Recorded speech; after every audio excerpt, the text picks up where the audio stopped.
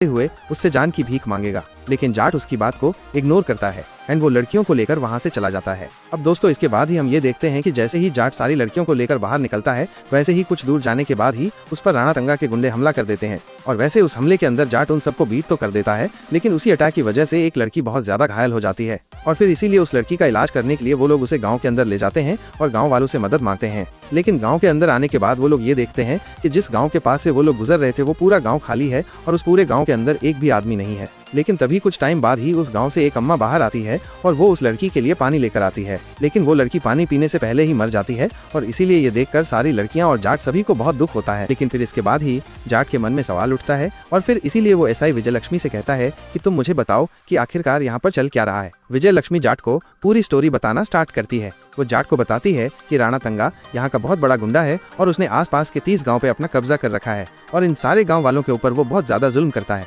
और ये सब करने से उसे यहाँ की ना तो पुलिस रोकती है ना ही सरकार। लेकिन अभी बीते कुछ सालों से उन लोगों ने ये नोटिस किया था कि राणा तंगा यहाँ आसपास के गांव के बहुत सारे लोगों को मारने लगा था और उन सारे गांव वालों की लाशें हमें गांव के अलग अलग हिस्सों में मिलती थीं। और इसी तरह से उसने कल के दिन भी 10-12 जवान लड़कों को मार दिया और उनके सर काट दिए। लेकिन मैंने उनके परिवार वालों को ये भरोसा दिलाया कि मैं उन्हें इंसाफ दिलाऊंगी और अब ऐसा करने के लिए वो सारे गाँव वालों को डराता धमकाता है ताकि वो चुपचाप अपनी जमीन के पेपर्स पर साइन करके अपनी जमीन राणा तंगा को दे दे। लेकिन जो अपनी जमीन देने से राजी नहीं होता है उससे राणा तंगा या तो जबरन अंगूठा लगवा लेता है या फिर तब भी ना मानने पर वो उसे जान से मार देता है और उसे मारने के बाद उसकी जमीन के फेक पेपर्स बनवा लेता है और फिर इस तरह से धीरे धीरे करके वो सारे गांव को हथियाना शुरू कर देता है। और फिर दोस्तों यहीं पर ही हमें ये भी पता लगता है कि जिस छोटी बच्ची ने प्रेसिडेंट को लेटर लिखा था वो भी इन्हीं में से किसी गांव की थी। एक ऐसा गांव जहां के लोग अपनी जमीन को राणा तंगा को नहीं सौंपना चाहते थे और राणा तंगा उनसे जबरन अंगूठा न लगवा ले। इसके लिए उन्होंने अंगूठा काट के प्रेसिडेंट को भेजा था और प्रेसिडेंट से मदद की गुहार लगाई थी कि वो उन्हें बचाने आए। लेकिन आखिर में